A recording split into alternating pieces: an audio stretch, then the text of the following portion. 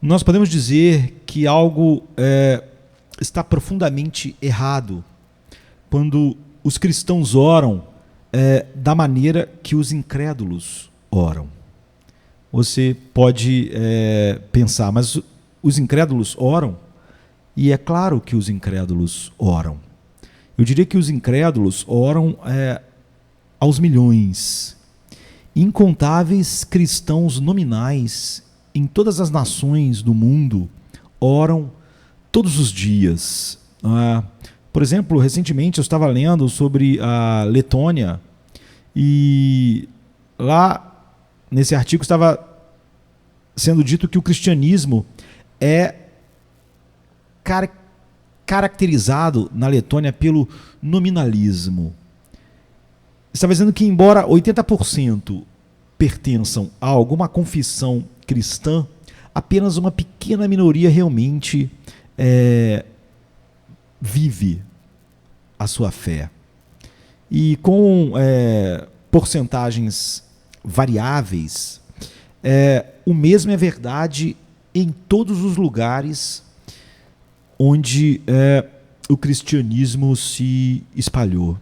Eu diria que o trigo e o joio crescem juntos e ambos oram. O trigo ora e o joio também ora.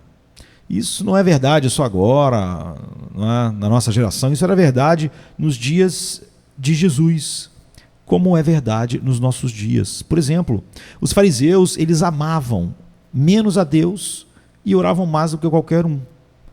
Então você pode não amar a Deus nada e orar muito. Então a Bíblia diz que Jesus diz, eles devoram as casas das viúvas e, sob pretexto, faziam longas orações, como está em Marcos 12, 40. Eles gostavam de ficar em pé e orar nas sinagogas para todos verem, e eles gostavam de orar nas esquinas das ruas para que eles fossem vistos pelas outras pessoas. É o que Jesus diz em Mateus 6, 5. Jesus convivia com uma geração assim. E não só os fariseus faziam isso, mas também os gentios oram. Os pagãos também oram, porque Jesus diz em Mateus 6, verso 7, não amontoem fracas e vãs repetições e frases repetitivas como gentios, porque eles pensam que por muito repetirem, eles serão ouvidos. Então é possível que os cristãos nominais aprendam até, e isso é comum, mas triste ainda, mas é possível que os cristãos nominais aprendam até a linguagem da verdadeira oração, que exalta Cristo, que devia ser centrada em Deus, que confessa pecado, que depende do Espírito Santo, que confia nas promessas de Deus no Evangelho e que busca a santidade. Mas eu descobri que é raro aqueles com pouco amor e paixão no coração por Cristo orarem como se amassem a Ele e ao seu reino verdadeiramente. Então, o que nós somos chamados a fazer é ir além do bom, segundo a visão do homem natural. Então, como os ímpios ou os incrédulos estão orando e oram o tempo inteiro, como os cristãos nominais oram, geralmente eles não fazem de Deus, eles não pedem a Deus para fazer coisas ruins, eles pedem que Ele faça coisas boas, mas sem pedir que Ele faça o melhor. O melhor não está na mente deles, apesar de coisas boas estarem. Eles oram como se Deus fosse o doador, mas não a dádiva, não o grande dom que Ele dá. Então eles oram por os cristãos nominais, eles oram por proteção, eles oram por abrigo, eles oram por comida, eles oram por roupas, eles oram por saúde, paz, prosperidade, justiça social, conforto, felicidade. Todas essas coisas são coisas boas que o mundo deseja. Você não precisa nascer de novo e ser uma nova criatura para amar e desejar essas coisas. E você não precisa ser verdadeiramente cristão para orar por elas. Na verdade, qualquer um pode pedir por essas coisas aquilo que ele crê. Então, cada religião ora por essas coisas mais ou menos. O mesmo acontece até com aqueles que dizem não ter religião nenhuma, quando as coisas ficam realmente assustadoras ou ficam assustadoras o suficiente. Então, qual é a diferença? Qual é o toque que diferencia tudo? Como os cristãos devem realmente orar? Eles não oram por essas coisas? Eles não oram por coisas boas? Sim, não é? Então, o que torna a oração verdadeiramente cristã? A diferença é que os cristãos são pessoas que têm uma nova natureza por meio de um novo nascimento. Em João 3,6, Jesus diz: o que é nascido da carne é carne, e o que é nascido do Espírito é Espírito. Então, essa nova natureza que foi gerada em nós soberanamente pelo Espírito Santo, ela é formada pela presença do Espírito Santo, cuja missão final é glorificar a Cristo, como João 16,14 diz. O Espírito Santo, ele forma o nosso interior, se nós somos uma nova criatura. E ele forma o nosso interior por uma nova dinâmica de fé nas promessas de Deus, que é centrada em Cristo. Não é? O apóstolo Paulo diz assim: a vida que agora vivo na carne, vivo pela fé no Filho de Deus, em Gálatas 2, verso 20.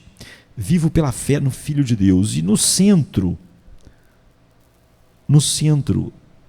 dessa fé está uma nova experiência de valorizar Jesus acima de todas as coisas. Não é? Quem melhor descreve isso do que Paulo, por exemplo, em Filipenses 3,8, quando ele diz: eu considero tudo como perda por causa do valor insuperável de conhecer a Cristo Jesus, o meu Senhor. Então, essa nova natureza, esse novo coração cristão, anseia que Deus seja visto como glorioso em cada evento, em cada ato e em cada afeto. De tal maneira que Paulo diz assim em 1 Coríntios 10, 31, quer comais, quer bebais, ou façais outra coisa qualquer, fazei tudo para a glória de Deus. Então, esse é o coração do cristão. O coração cristão está ansioso para que Cristo seja honrado em tudo, em cada resposta de cada oração. Como Paulo fala em Filipenses 1, verso 20. Você vê que essa é uma marca definitiva. Os verdadeiros cristãos não oram por menos do que os cristãos nominais oram. O trigo não ora por menos do que o joio ora. Não é? O verdadeiro cristão não ora por menos do que o incrédulo ora.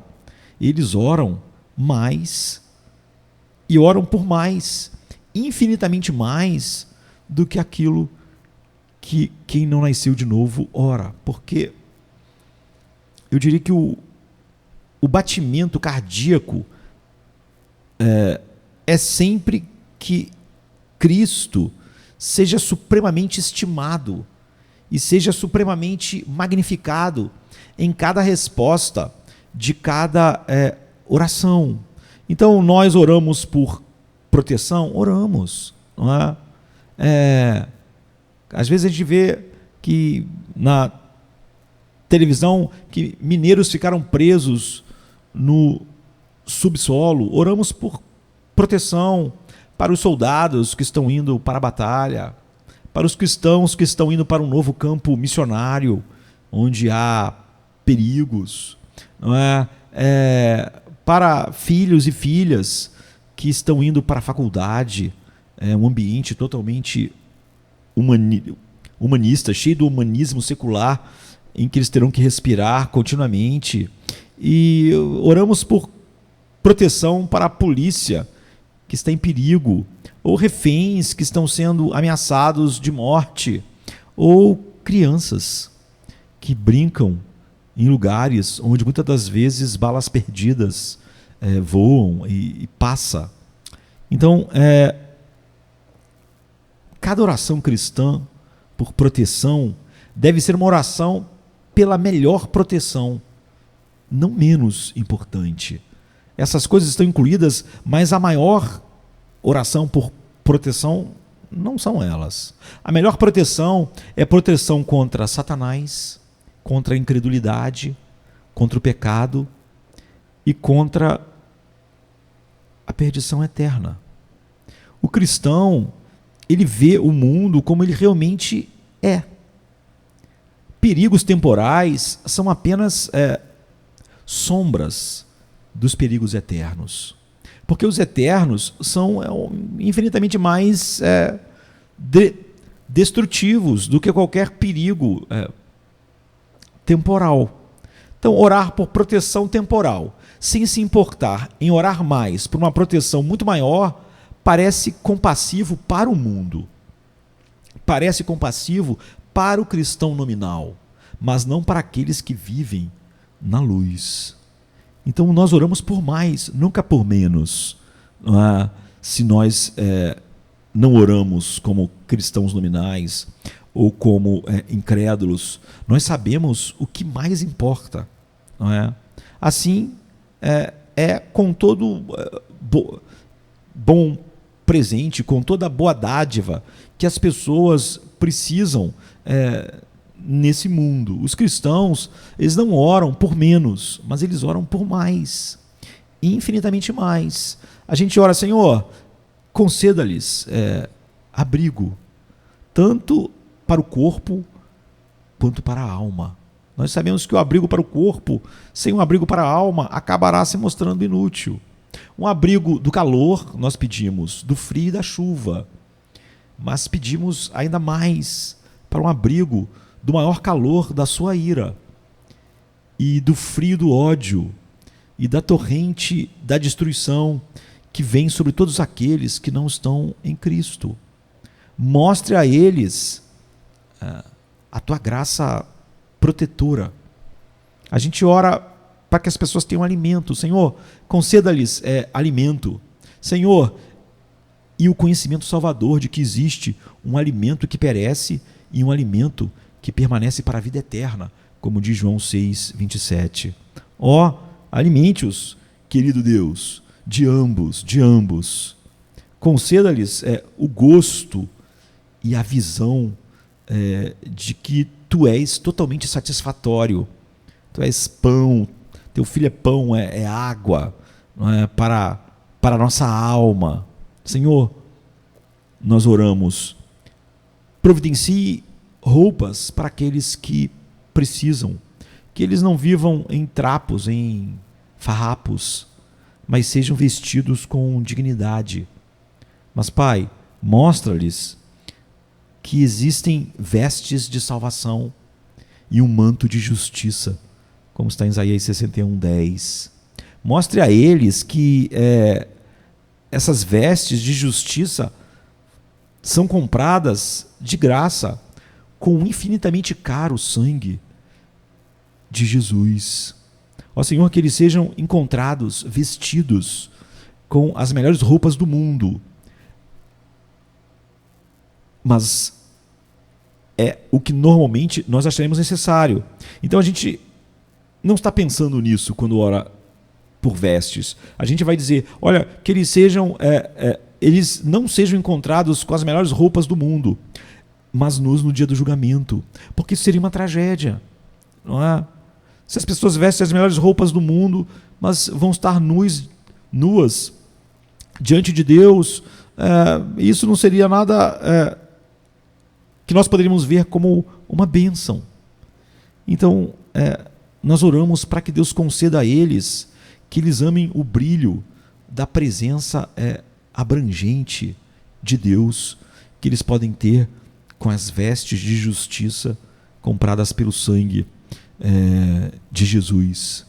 Nós oramos por saúde, Pai, dê saúde a eles, conceda que este seja curado, resgate aquele da doença, cure-os e proíba, ó Deus, por sua graça, que eles sejam como aqueles 9 leprosos que receberam a cura de Jesus e nunca se voltaram para agradecê-lo e amá-lo e viver para a sua glória, como está em Lucas 17:17.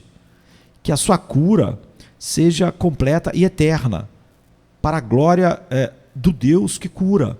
Ainda que tu não cures o seu corpo, que eles tenham uma cura que seja eterna. Faze com que tudo vá bem para a saúde física, mas ainda e infinitamente mais para a saúde da alma, como a terceira carta de João 2 diz. Nós podemos e oramos, ó tu, grande Deus da paz, traga paz entre as nações em guerra, tribos, etnias, famílias, crianças, gangues. Supere a amargura, a raiva, a vingança, a hostilidade. Revele o príncipe da paz. Revele aquele que derramou seu sangue para que nele os inimigos mais implacáveis se reconciliassem com Deus e entre si, como Paulo diz em Efésios 2:15. Então, abra seus corações para Cristo e torne-os pacificadores. Você vê, nós sempre vamos muito além. Senhor, de acordo com as infinitas riquezas que tens como Criador e as infinitas riquezas que tem como Redentor, conceda prosperidade àqueles que carecem do que precisam, não é? Daquilo que daquilo que é necessário para eles. Forneça-lhes o que é necessário para que não fiquem cheios e te neguem e digam, como Provérbios 30 diz, quem é o Senhor? Ou para que não sejam pobres e roubem e profanem o nome de Deus. Essas duas coisas estão em Provérbios 30, 8 e 9. Então, faze que toda alma saiba, ó Deus, que és tu quem dá ao homem o poder de adquirir aquilo que ele tem. O poder de prosperar, como Deus diz em Deuteronômio 8:18. Nos capacita ao trabalho, enfim, deixe que eles vejam isso e lhe deem toda a glória. Tu conheces, ó Deus, nós oramos, a situação dos oprimidos, desça a justiça como as águas e a justiça como um ribeiro que corre sempre e sempre, como o profeta Amós diz no capítulo 5, verso 24.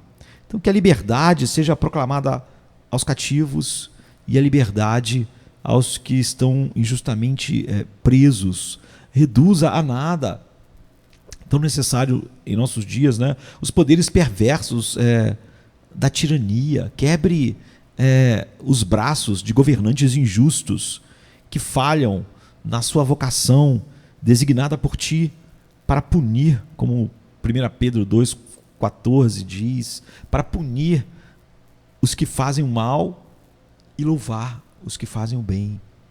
E conceda aos fortes e também aos fracos ver que a justiça flui de ti, é do Senhor, e no final todo mal será corrigido Ó Deus, converta os corações tanto do opressor quanto do oprimido, para buscarem misericórdia do juiz do universo, enquanto há tempo, como Paulo diz em Atos 17, 31. Senhor, Tu és Pai da misericórdia, o Deus de toda a consolação, como está em 2 Coríntios 1:3. Oramos, então, para que Tu mostres este conforto e misericórdia para aqueles que perderam tanto. Os mais queridos tesouros terrenos de suas vidas se foram. Não os deixes, ó Deus, sem esperança, em seu luto, em suas perdas finais aqui. Mostra a eles a grandeza de que Cristo veio fazer por aqueles cuja tristeza estão transbordando, como a Tua palavra diz em 1 Tessalonicenses 4, de 13 a 18, que as suas dores sejam a ferida que abre seus corações para a cura eterna que Tu ofereces em Jesus Cristo, em Teu Filho amado. Mostra a eles o valor insuperável de Jesus, além de tudo que o mundo oferece, de tudo que nós podemos perder aqui, coisas e pessoas queridas. Finalmente, Deus, conceda a eles felicidade. Não desejamos ou oramos pela miséria, tristeza ou perdas duradouras de ninguém. Não é? Se uma dor é necessária, se a dor da cirurgia é necessária para uma cura duradoura, confiamos em Ti para cuidar dessa dor.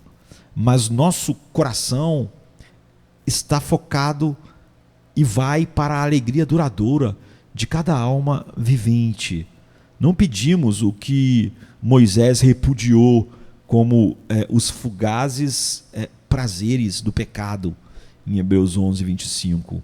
Ou as paixões da carne que guerreiam contra a alma, como Pedro diz, 1 Pedro 2,11. Ou pelo conforto de riquezas que transformam a porta do céu num buraco de agulha que ninguém pode atravessar, como Teu Filho disse em Mateus 19, 24. Mas pedimos, mesmo para os maiores inimigos, plenitude de alegria à Tua direita e prazeres para sempre na Tua presença, como o Salmo 16, 11 diz, que eles podem ter acesso pelo Teu Filho.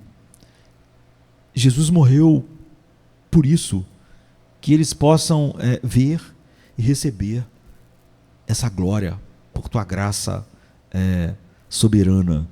Você vê cristãos nominais não oram dessa maneira, não é? Na verdade, eles se afastarão daqueles que o fazem. Eles se sentirão desconfortáveis com essas orações. Eles não têm afeição sincera pela beleza dessas orações centradas em Cristo, em Deus. Essas orações parecem estranhas. Portanto, os cristãos nominais, eles irão desviar e manifestar a exposição do seu vazio espiritual, virando essas orações do avesso e dizendo coisas como é comum nós ouvirmos hoje. Tudo que importa é uma torta no céu? Ou barrigas vazias não se importam com religião? Ou então eles dirão, o que as pessoas precisam é de amor, não de religião. Ou eles vão dar um jeito de dizer, você não pode nem orar pelas necessidades das pessoas sem alguns chavões piedosos. E assim por diante.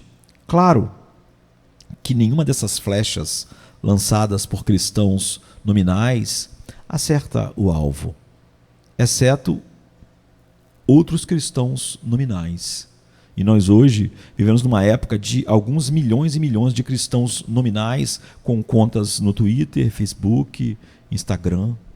Mas os verdadeiros cristãos, eles se recusam a parar de amar só porque os cristãos nominais zombam de que nos preocupamos com a eternidade, com a beleza e a glória de Deus. Os verdadeiros cristãos, eles continuam com Jesus na convicção de que devemos nos preocupar com todo o sofrimento, especialmente o sofrimento eterno. Não é? Os cristãos, eles se apegam firmemente à convicção de que 85 anos de proteção, 85 anos de abrigo, comida, roupas, saúde, paz, prosperidade, justiça social, conforto e felicidade, entre aspas, seguidos por uma eternidade de miséria, não é uma vida boa. Não é algo que realmente seja bom para nenhum ser humano. E nós sabemos que o amor verdadeiro não se contenta com uma vida tão trágica assim.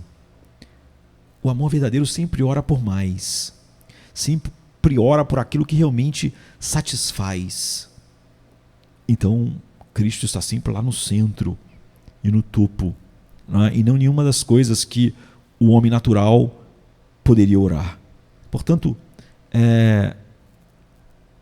nós somos chamados, todos os cristãos são chamados que orem como verdadeiros cristãos, se nós somos.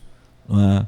Chamados a vermos que nunca devemos criticar e dizer que é mais amoroso pedir a Deus que dê os seus dons às pessoas do que dê a si mesmo. Isso não é amar mais, é amar menos. Então eu chamo cada cristão e imploro que toda oração exalte Cristo, que ela seja centrada em Deus, que confesse o pecado, não é? Que dependa totalmente do Espírito Santo, que confie nas promessas e que busque santidade. Ou, em outras palavras, eu imploro que realmente amemos as pessoas quando oramos por elas. Então oremos de tal maneira que um cristão nominal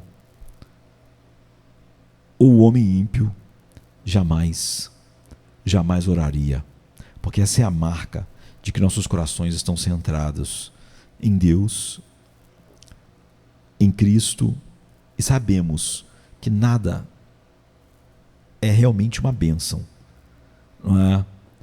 Que as dádivas de Deus não serão uma bênção se Deus mesmo não for a dádiva final para aquele coração. Então vamos orar por mais, nunca por menos. Vamos orar como trigo e não como joio. Amém, queridos. Amém.